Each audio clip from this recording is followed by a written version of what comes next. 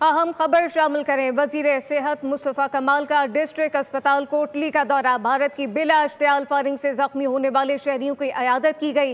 वजीर आज़म मानमी चीफ की खुसूसी हिदायत पर दौरा किया गया है, जबकि जख्मी होने वाले बच्चे का भाई शहीद हो गया।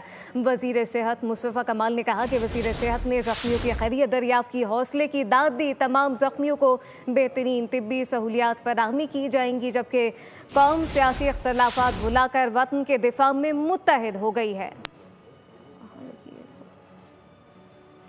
कौम मुत्तहिद हो चुकी है। वजीर सेहत मुस्तफ़ा कमाल का डिस्ट्रिक्ट अस्पताल कोटली का ये दौरा। भारत की बिला इश्तियाल फायरिंग से जख्मी होने वाले शहरियों की इयादत की गई है।